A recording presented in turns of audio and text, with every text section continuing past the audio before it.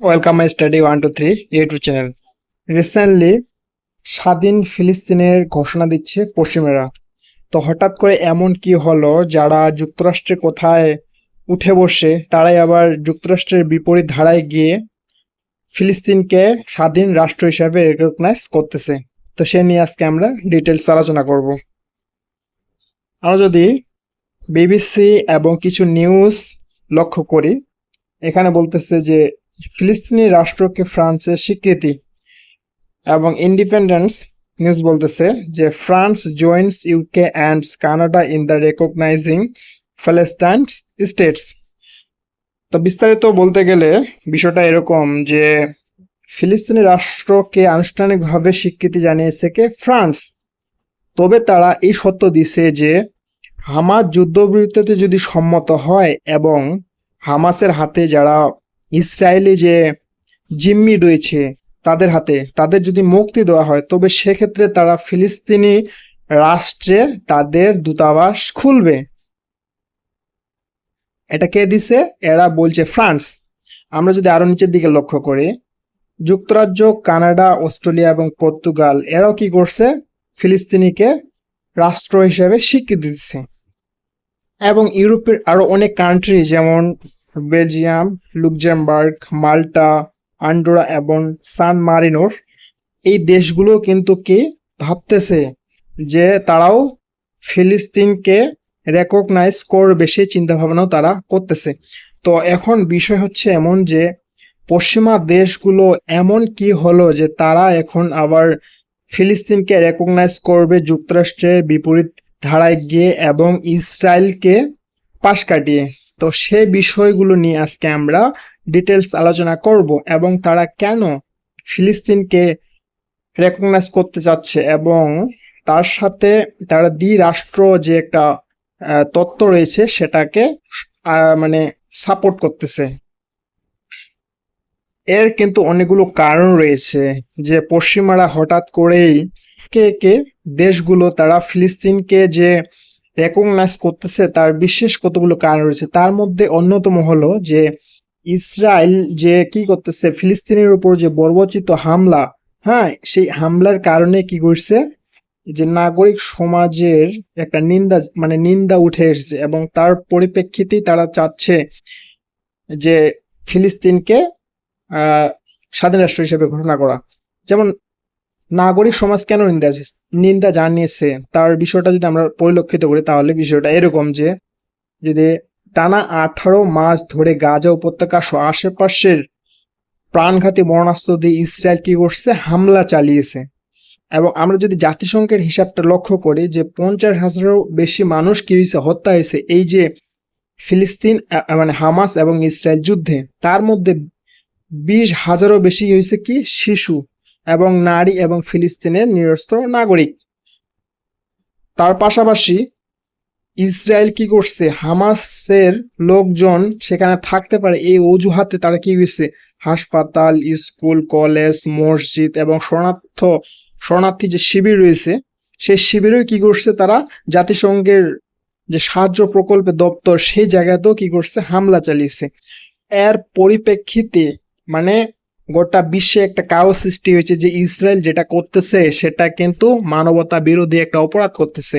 সেই কারণেই পশ্চিমা বিশ্ব চাপে পড়ার ফলে তারা একটা সিদ্ধান্তে উপনীত হয়েছে যে তারা ফিলিস্তিনকে রাষ্ট্র হিসেবে রেকগনাইজ করা দরকার। না হলে এই যে মধ্যপ্রাচ্যের যে একটা ইস্যু, যে ইসরায়েল এবং ফিলিস্তিন, সেই ইস্যুটা কখনো সমাধান করা সম্ভব নয়। সে কারণেই তারা এই যে ইউরোপের যে অনেক দেশ, সে কারণেই তারা ফিলিস্তিনকে রেকগনাইজ করতেছে। এর পাশাপাশি আমরা যদি লক্ষ্য করি যে ভূ রাজনৈতিক যে বর্তমান প্রেক্ষাপট, সে প্রেক্ষাপটে ইউরোপের যে দেশগুলো, সে দেশগুলোর চিন্তাধারা পাল্টাইতে কি হয়েছে? একটা সম্মত হয়েছে। এই কারণ বর্তমানে ইউরোপ এবং আমেরিকার দূরত্বটা কি হয়েছে? একটা অনেক দূরত্বের সৃষ্টি হয়েছে। ঠিক আছে, আমরা যদি লক্ষ্য করি যে কখন থেকে ইউরোপ এবং আমেরিকার দূরত্বটা সৃষ্টি হয়েছে, যখন আমেরিকার যে প্রেসিডেন্ট ডোনাল্ড ট্রাম্প সেকেন্ড টার্মে যখন হইলো, তখন তিনি কি ছিল? তার যে হোয়াইট হাউস আছে না, সেই হোয়াইট হাউসে একটা দ্বিপক্ষীয় বৈঠক হয়েছিল ইউক্রেন এবং রাশিয়াকে কেন্দ্র করে। ইউক্রেনের প্রেসিডেন্ট যে জেলেনস্কি রয়েছে তাকে কেন্দ্র করে সেই দ্বিপক্ষীয় বৈঠকে ডোনাল্ড ট্রাম্প ইউক্রেনের প্রেসিডেন্টকে কি করছে, অপমান করছে, নজিরবিহীন মানে অপমান করছে। এবং তিনি শুধু তাই নয়, তিনি কি বলছে যে রাশিয়া এবং ইউক্রেন যে যুদ্ধ সংগঠিত হয়েছে এই কারণে তিনি ইউক্রেনকে সরাসরি দায়ী করছেন, ঠিক আছে। সেই কারণেও কিন্তু কি হয়েছে, আমেরিকা এবং ইউরোপের মধ্যে দূরত্ব সৃষ্টি হয়েছে। এখানে আমেরিকা ইউক্রেনকে দোষারোপ করতেছে এবং ইউরোপ রাশিয়াকে দোষারোপ করতেছে। সেই কারণে এই যে আমেরিকা এবং রাশিয়ার যে দূরত্ব, সেটা দূরত্বের ফাটল হয়েছে, ঠিক আছে।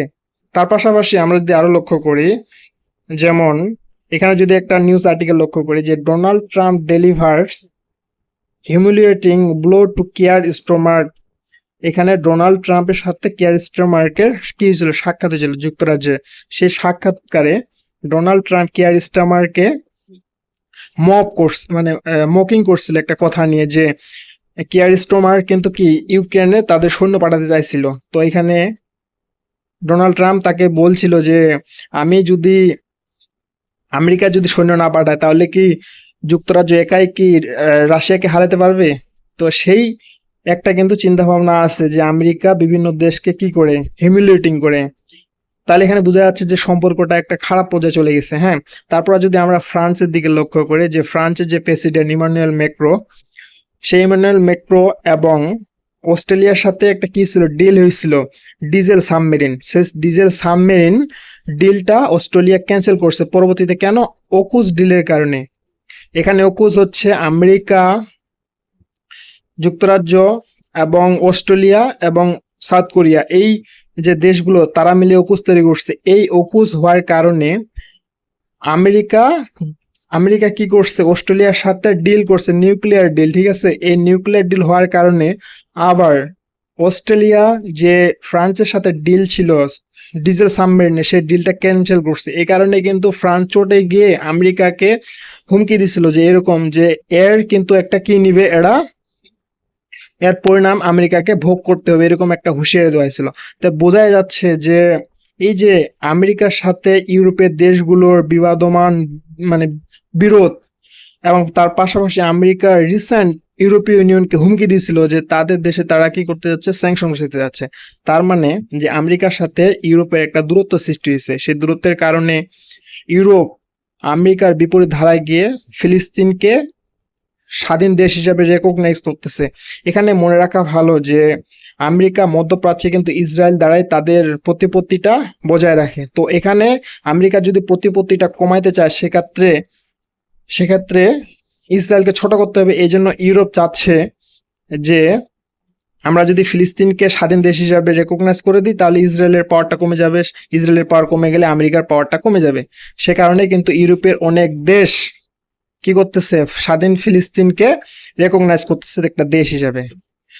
তো আমার এই যদি মতামত বা আলোচনাটি আপনার ভালো লেগে থাকে তাহলে অবশ্যই লাইক, কমেন্ট, শেয়ার করবেন। ধন্যবাদ সকলকে।